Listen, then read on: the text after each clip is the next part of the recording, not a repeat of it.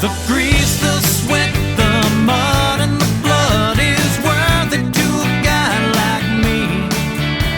Hugging and loving, providing for my family. Hey y'all, we thought we would do a little garden update, and then we'll have another time where I'll edit in Brandon giving you some tips and everything. But you can see that things have really grown from the last video. There's the beans. The tomatillos are already starting to put a few tomatillos on the plant. Each of the tomatillos do. They grow that little husk that you can see first, and then the tomatillo grows inside of the husk. We really love to make salsa and have fresh salsa, and then I've learned to can the salsa too, so we enjoy that every year for sure. You can see the cucumbers have grown some. It's hard to tell with them, but we have a couple of jalapenos that are growing. Let's see if you can tell. It's not really focusing very well, but you can see the little green in there.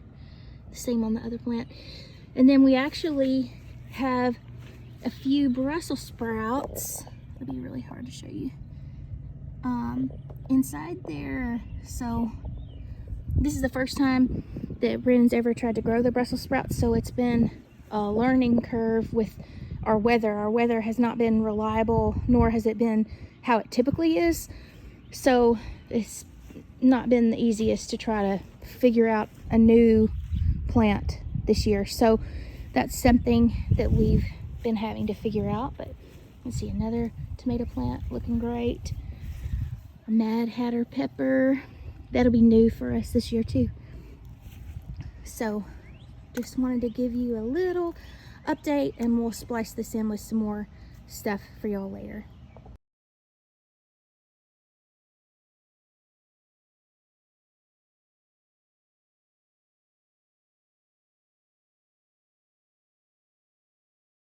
The thing that kind of jumps at you, it's right there.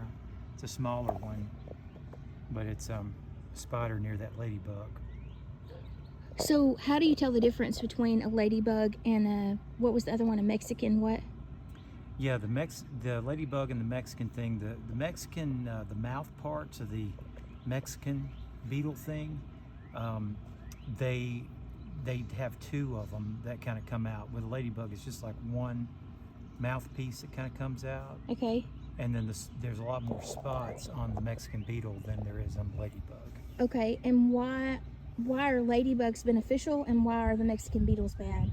Ladybugs eat bad bug eggs, you know, different aphid eggs. They eat those, which are great. And then the Mexican beetle just lays eggs and eats your food, eats your plants.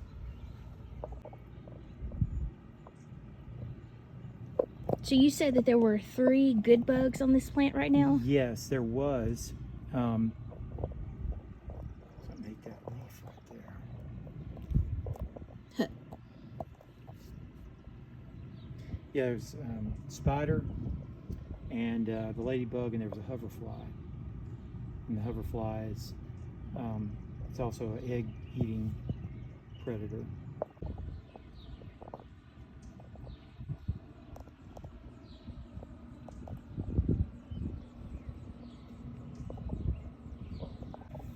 So here we've got our green beans. Explain why you've got the forks there and what you're doing with the thread. Yeah, the forks are for keeping the rabbits out, because actually rabbits love to eat the beans. We had a real problem with that last year with the rabbits just decapitating the plants.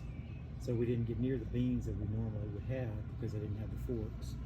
The strings are of course for keeping the plants sort of reined in and organized, and You almost kind of trellis it. yeah, with the trellis, the vines, little tendrils grow up go up the strings.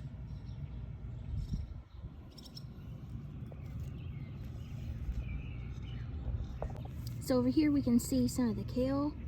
This is my favorite type of kale. It's called lacinato kale or dino kale. I think it's even Tuscan kale, I think, and Swiss chard. We've even harvested some of the Swiss chard already.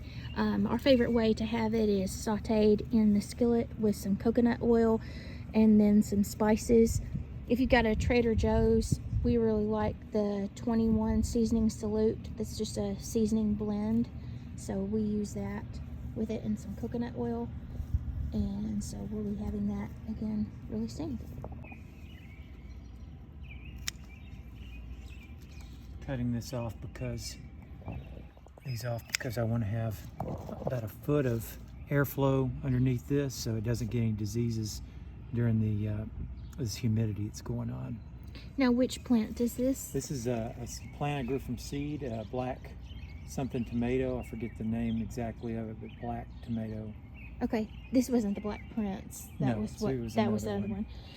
Well, y'all can see that we have had a lot of growth really since Sunday when we filmed the other part of this video. It's Tuesday night now, so it's crazy how much the garden has grown just in that amount of time. We looked at the tomatillos, I know, the other day, so that one is already bigger. The beans have grown, you can tell. We harvested a lot of Swiss chard the other day, and it's still doing plentiful. The kale, you can tell, has grown. So sorry, my phone gave me a notification that it's about to die, so I got distracted. But we have more growth even on our little jalapenos, if you can see those right there. Didn't really see anything different on the Brussels sprouts, but we don't know for sure what's going on with them. We kind of talked about that the last time. So what you did with the tomato plant, Brandon, is that something that you're going to do to all your plants? Is it specific to tomatoes, or what would you tell a new gardener about that?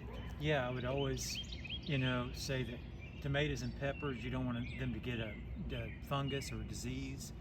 And by keeping underneath the plant, keeping that airflow going, it's best for the plant.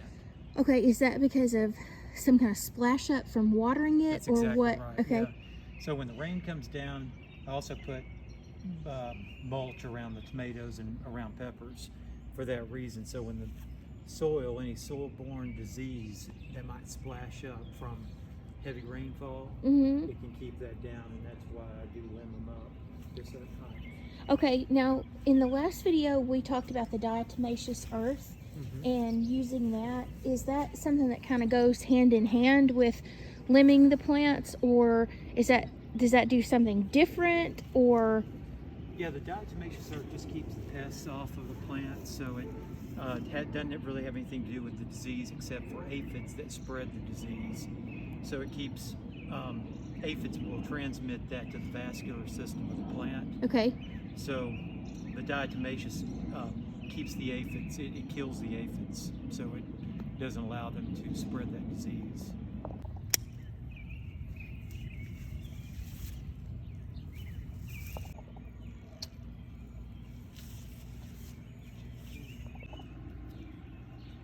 So tell us what you're doing. So I'm tying this around the plant, and then I'm going to pull it towards the center, just so it's growing as straight as it can possibly grow. Does this kind of stabilize it too? Kind of stabilizes it, and it keeps it from like starting to go awry, because once it starts going to the side or whatever, it's harder to correct than if you just do it as you go along.